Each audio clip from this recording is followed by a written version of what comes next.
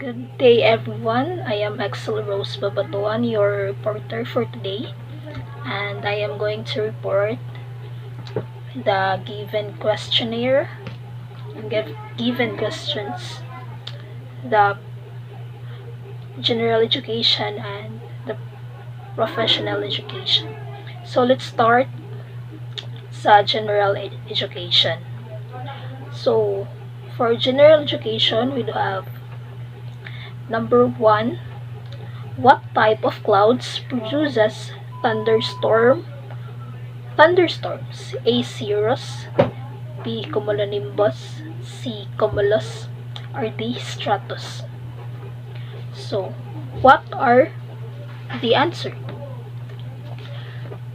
So, for letter A, cirrus. So, let's determine what is cirrus. So, cirrus, si cirrus mao ang kanang this type of clouds is kuan siya. More on makita na to siya usually basta kuan fair weather siya. And here is the example image. So mo na siya, these are high wispy clouds that look like thin feathers or more, kanang more siya kuan kanang basta usually makita na to siya sa fair weather. So for cumulus clouds, these are fluffy clouds with flat bottoms. So si cumulus clouds, ang timailhan jud na to siya is ang iyang appearance is more siya popcorn or cotton balls. So this is the example image. So makita na to siya is usually kuan sa the fair weather but more on sa sunny day siya. But unlike cirrus, si cirrus makita na to siya fair weather sad, but kani si cumulus pwede ni siya nga mahimo nga big storm or big storm clouds. So next is stratus. What is stratus? Si stratus mo ni siya ang physical appearance niya is more on version blanket, like makita na to siya when it's like patong siya ulan kaulan siya. So these are blanket clouds, and usually makita na to siya if kanang mas mga bugnaw nga panahon, like one of the example of that type of cloud is one similar into fog. Makita na to siya, and this type of cloud is, so diba kung batay na to sa mga fog is if nato sa mga buildings kay more on duol na to siya, since na siya ang stratus clouds is makuan siya nga duol siya sa mga buildings. So next is cumulonimbus. So the cumulonimbus clouds are the giant clouds that can reach half eye into the sky. They are often have a dark and flat top. So si image. So ang cumulonimbus mabantayan na to tornado yung sky. Diba makita na to siya if naa siya kanang thunderstorm, diba? If kuan siya dramatic weather siya. Mo na siya ang example sa cumulonimbus. Kanang mura siya kanang kanang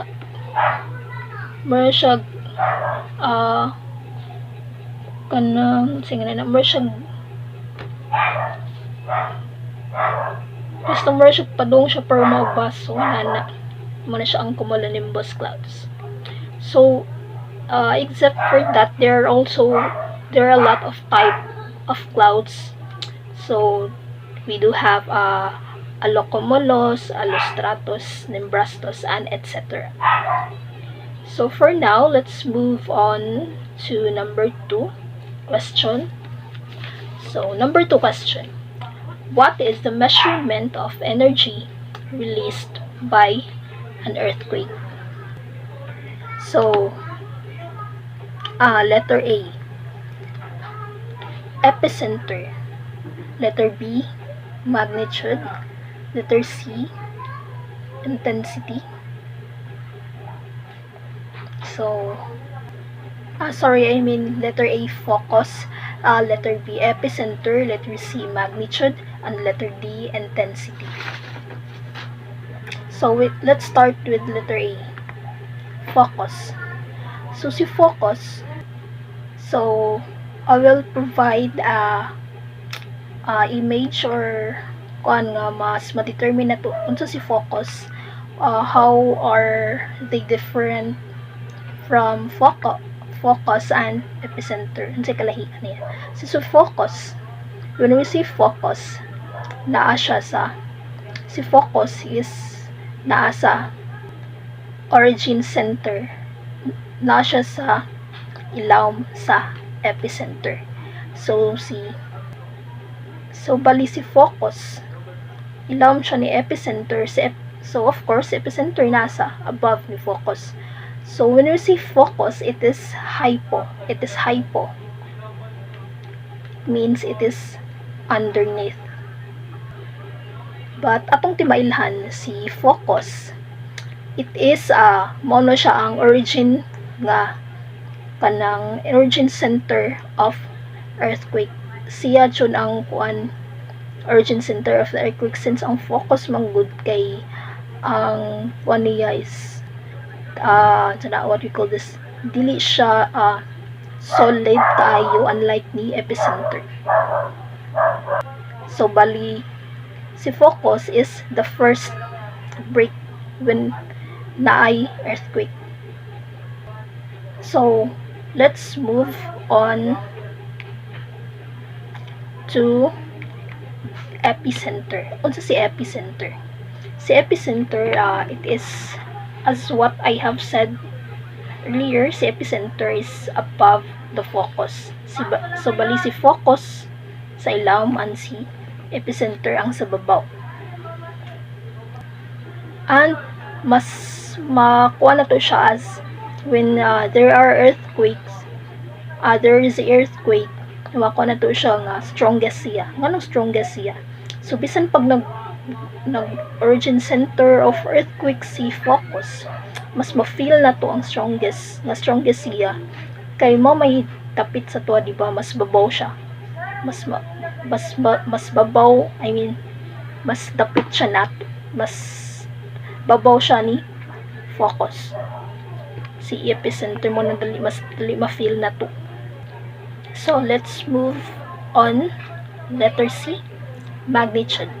So si magnitude, it is a measure of strength of an earthquake. It tells you how much energy was released. Unsa ang energy mo, unsa ang energy ang naka-release, which is come from the focus. So the higher the magnitude, of course, the stronger the earthquake.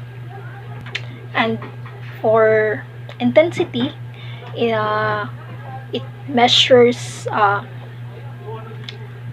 how it measures the shaking fields at a particular location. It is based on things like unsay mga how much the damage the earthquake causes. So unsay kalahian ni magnitude ug ni intensity? When we say magnitude, of course, it is also released by an earthquake. So kung may si magnitude, kuan siya like constant siya. Pila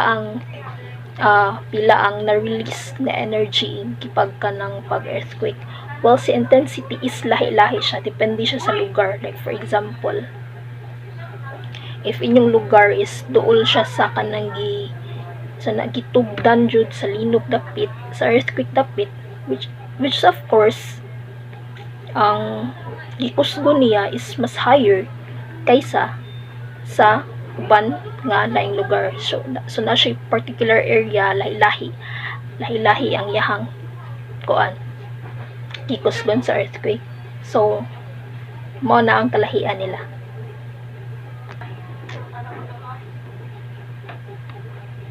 So for number 3 question, as a high school teacher,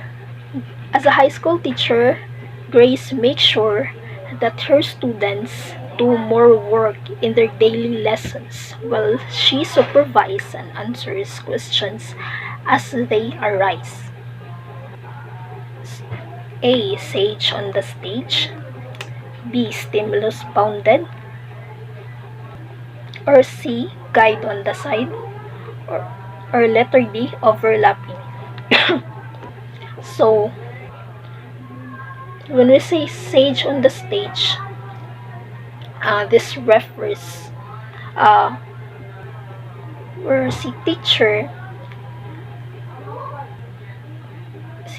is like naa siya sa center, like siya ang center of attraction, and like nag-lecture siya or nag-present siya sa mga information. Like si teacher more on siya ang expert or sage, diba? From the word sage on the stage. So siya ang nag-deliver sa iyang knowledge sa students. While stimulus bounded, this term suggests that learning is confined or limited by the stimuli or materials provided by the teacher. So, if nag-imply siya nga si student, ang student learning nga na-experience ni student, kay na, of course, nakuha niya, na-influence niya sa resources or sa activities nga gi-present ni teacher.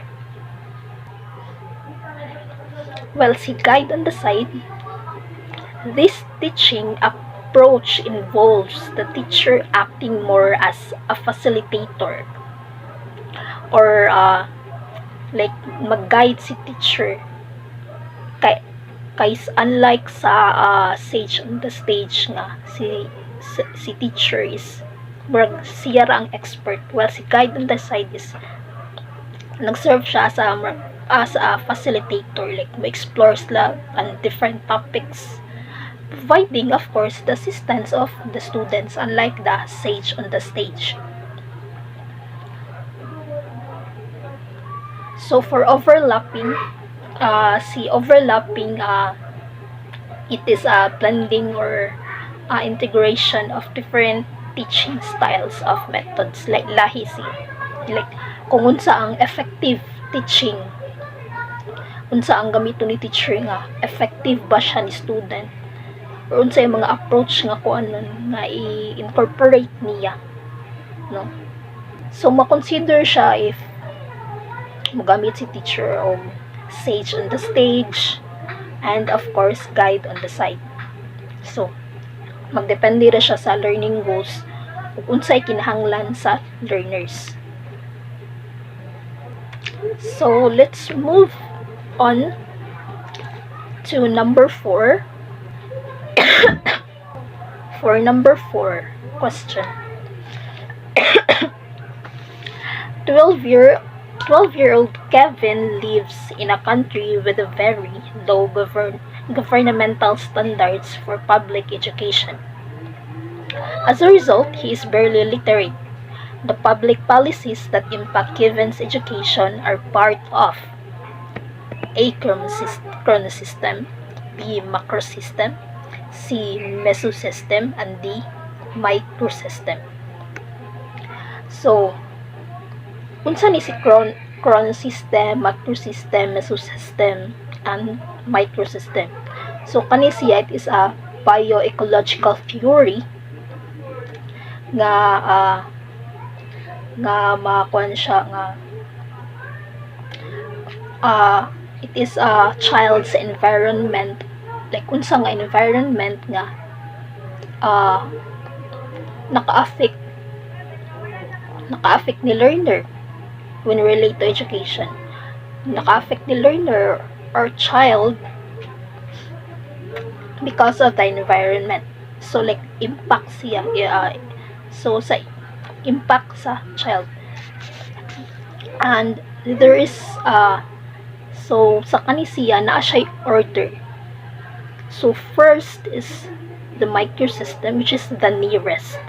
Second is the mesosystem. Third is the exosystem. Fourth is the macrosystem. And five is the chromonosystem. So, unsa si chronosystem? So, si chronosystem, it relates to a child's environment. It is a pattern where it is stability or a change of, like whether the child is in predictable pattern ba siya,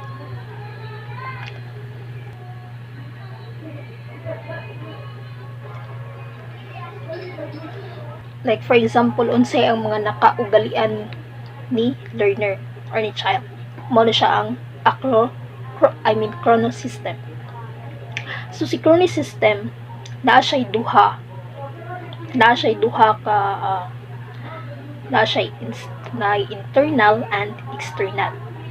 So when we say internal, kay ba changes man siya, di ba? Changes of pattern si chronosystem. So si internal, pwede siya nga ang, for example, affect when we relate to internal, for example, separation of parents, diba? That is the example of the internal of chronosystem. So si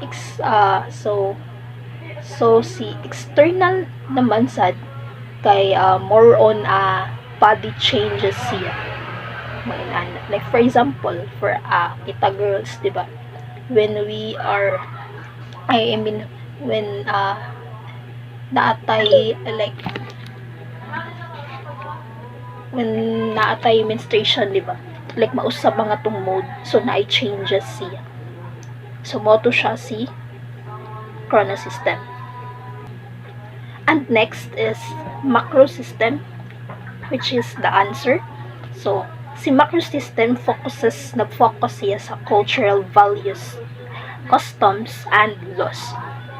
So, more na siya, like mga basis niya is ang mga values, unsay value na to. For example, we Filipinos, value na to if, sa kasagaran sa mga nakagawian na to, diba?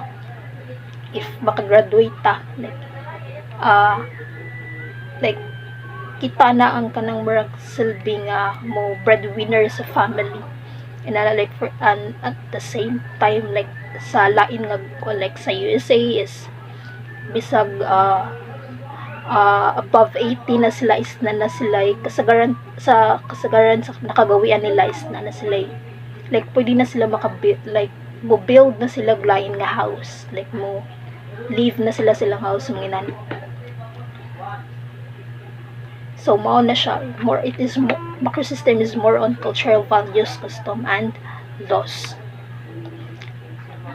While si mesosystem is the connection between the structure of the child's macrosystem.